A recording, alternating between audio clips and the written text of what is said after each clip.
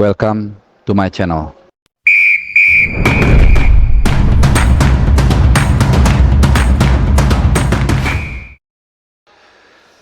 Ya, salam dari Doha, Qatar. Masih di ujung perjuangan tim nasional Indonesia di ajang Piala Asia 2023.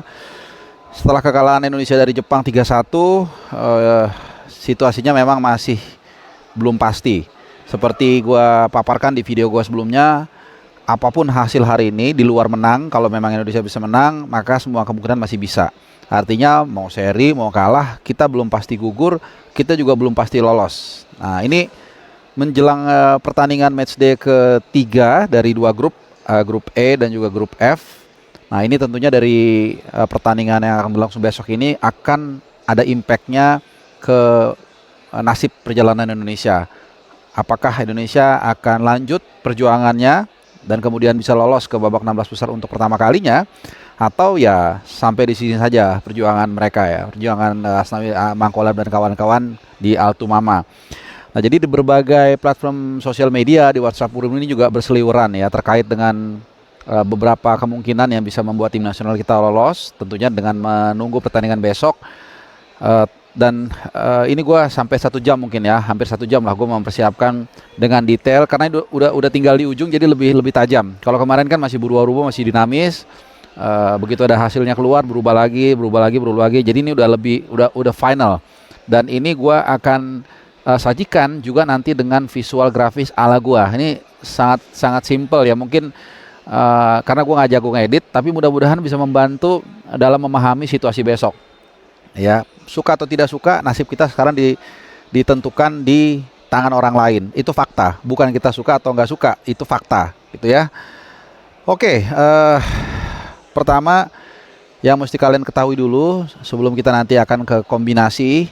Ya, jadi ada 2 pertandingan yang akan bisa menentukan kita lolos atau nggak lolos, yaitu di pertandingan di grup E. Di grup E itu antara Jordan dan Bahrain. Kemudian dari grup F itu Kirgistan dan Oman. Nah, sebelum kita ke situ, gue mau kasih share dulu. Mungkin gue akan nanti masukin grafisnya. Dari 3 tim yang bersengketa atau yang punya peluang untuk lolos, ada Bahrain, Indonesia dan juga Kirgistan. Nah, untuk sementara ini kita melihat dari sisi disiplin atau perolehan kartu, ini paling bagus itu Bahrain. Mereka baru 3 kali kartu kuning sampai dengan matchday kedua ya, karena mereka belum main. Indonesia udah 8 kali. Ini terkonfirmasi karena sebelum pertandingan melawan Jepang itu kita 4 kartu kuning. Setelah melawan Jepang, kita mendapatkan 4 kartu kuning dari Rafael Strike, Justin Hubner, Jordi Amat dan juga Sintayong. Ya, jadi Sintayong ini udah confirm ya. Tadi bahkan gue juga dapat info dari tim PSSI, itu memang kartu kuning. Jadi total saat ini kita 8 kartu kuning alias minus 8. Jadi 1 kartu kuning itu minus 1, kalau kartu merah itu minus 3. Jadi Bahrain minus 3, paling dikit kartu kuningnya, kita minus 8. Lalu Kirgistan itu paling buruk. Mereka 3 kartu kuning dan 2 kartu merah. Nah, jadi ini dulu gambarannya. Nah, sekarang kita kembali ke Kirgistan Oman dulu. Nah, Kirgistan Oman ini yang ada 2 opsi utama yang harus terjadi sehingga yang membuat tim nasional kita bisa lolos. Pertama adalah imbang. Oke. Kalau Kirgistan dan Oman ini imbang, maka poin Oman 2, poin Kirgistan 1. Jadi intinya 2 tim ini peringkat 3-nya akan kalah, tidak bisa mengejar kita poinnya kalau imbang ya. Itu dulu. Nah, kemudian opsi yang kedua adalah Kirgistan menang, tapi ada syarat ya teman-teman. Hanya ada 3 skor yang boleh terjadi kalau kita mau lolos. Kirgistan itu menang dengan selisih dengan skor 1-0, 2-1 dan juga 3-1. Oke, kenapa demikian? Karena dengan skor tersebut maka selisih golnya intinya lebih bagus kita. Nah, bagaimana dengan skor kalau mereka menang 3-2? Tadi gue sempat kembali lagi sedikit. Kalau mereka menang 3-2, maka selisih golnya sama kita teman-teman. 3 jadi 3-6. Kita kan juga 3-6 skor selisih golnya. Tapi seperti yang kalian tadi lihat di awal, kartu kuningnya banyakan lebih jelek mereka. Mereka minus 9 sampai dengan pertandingan kemarin. Belum lagi kalau nanti mereka dapat kartu kuning lagi. Jadi intinya adalah mereka boleh menang tapi skornya ada 1-0, 2-1 dan 3-2. Kalau mereka menang misalnya 4-3, itu kita otomatis tersingkir karena Kirgistan yang akan langsung menggeser kita karena selisih gol mereka lebih baik. Bukan selisih golnya tapi agresivitasnya. Nah, bagaimana kalau Kirgistan selisih 2 menangnya? Udah pasti kita kalah selisih gol ya. Oke, jadi itu ya, mudah-mudahan lebih gampang dengan grafis yang gua kasih ke kalian. Kita beralih ke Jordan Bahrain. Jordan Bahrain ini dari grup E. Nah, Jordan Bahrain ini mungkin yang agak lumayan kita punya harapan juga. Karena Jordan ini juga poinnya 4 dan mereka memang sudah pasti lolos, tapi juga mereka mungkin mencoba untuk menghindari dari lolos sebagai runner up. Tapi anyway, kita balik lagi ke fokus kita. Jadi di grup ini ada 3 syarat yang harus terjadi supaya tim nasional kita lolos. Pertama, Bahrain kalah dengan skor 2-0. Nah, kalau kalah 2-0 maka otomatis selisih gol mereka menjadi 2-5. Sama-sama -3, tapi kita lebih agresif.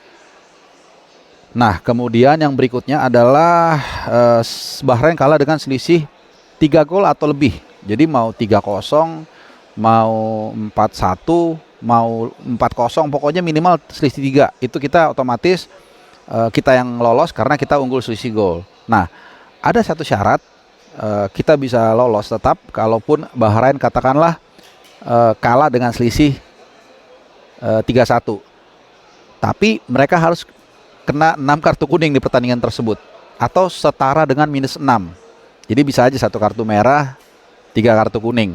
Kenapa? Supaya selisih disiplinnya kita bisa menang dari mereka. Ya, walaupun tentu ini kecil kemungkinan terjadi, tapi ini adalah realita atau fakta yang bisa terjadi di lapangan nanti. Ya, ini ada kemungkinan. Gue tidak berbicara ini pasti terjadi atau sulit atau apa enggak. Ya, gue tahu ini susah ya, tapi seperti itulah yang mungkin terjadi. Jadi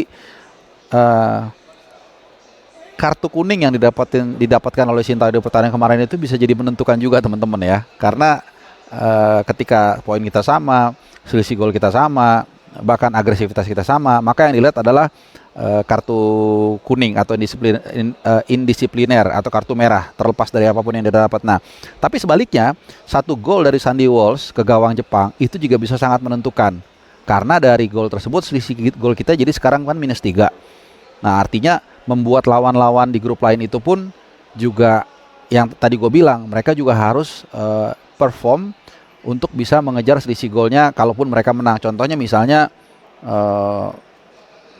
tadi Bahrain ya Bahrain. Kirgistan. Nah, Kirgistan kan -4 saat ini. Nah, kita -3, jadi masih sedikit lebih baik. Jadi pertandingan melawan Jepang kemarin itu ada 2 sisi ya. Satu positif, kartu kuning dari Sintayong yang sebenarnya nggak perlu. Tapi satu sisi lain, walaupun kita kalah, ada gol dari Sandy Walsh yang mungkin akan membuat keberuntungan itu lebih dekat dengan kita dan bisa lolos. Tapi ya nggak ada yang tahu. Gue bukan mengatakan di sini dalam arti Indonesia pasti lolos atau pasti nggak lolos. Jadi ini hanya beberapa kemungkinan atau skenario yang mungkin terjadi, yang mungkin juga pada akhirnya membuat kita bisa lolos. Tapi sekali lagi, kalaupun memang skenario yang sudah semakin mengkerucut ini tidak terjadi, ya apa boleh buat ya. Gua rasa kita tetap memberikan apresiasi buat Rafael Strijk dan kawan-kawan yang menurut gue tampil sudah maksimal sesuai dengan kapasitas mereka. Oke, ini video kedua gue setelah pertandingan selesai. Jadi tadi gue udah bahas reportase dari lapangan. Sekarang utak-atik peluang kita lolos atau tidak lolos. Dan sebelum gue tutup, untung gue ingat ya. Jadi besok tentunya ada 2 pertandingan yang akan gue datengin, teman-teman. Jadi pantau terus nih channel ini karena gue akan mereport setiap jam mungkin atau beberapa jam sekali langsung dari Qatar. Jadi besok ada 2 nih. Kita akan bergantung dengan 2 Khalifah. Nah, jadi jam 14.30 nanti gue akan ke Khalifah International Stadium di Al Rayyan untuk mengikuti pertandingan antara Jordan dan Bahrain. 14.30 waktu sini. Di Indonesia itu berarti jam 6:30 malam. Nah, kalau di sini ternyata skenario-nya tidak ada yang berjalan tadi, Artinya Bahrain tidak kalah 2-0, kemudian tidak kalah dengan selisih atau 3-0. Kemudian nanti gue akan lanjut ke Abdullah bin Khalifah. Jadi ini Khalifah yang kedua, yang tempat kita menang dari Vietnam, yang juga menjadi background dari gambar dari grafis gue tadi. Nah di sini kita akan memantau pertandingan antara Kirgistan dan Oman. Nah jadi kita akan lihat apakah keajaiban akan hadir di tim nasional kita. Ya seperti tamel gue di video sebelumnya, 1 kali 24 jam ke depan, apapun agama kalian, kita hanya bisa berdoa dan berpasrah. Kalau memang hasilnya tidak belum rezeki, ya sudah, kita terima padanya, ya gue akan juga pulang lebih cepat. Oke, terima kasih ya, ciao.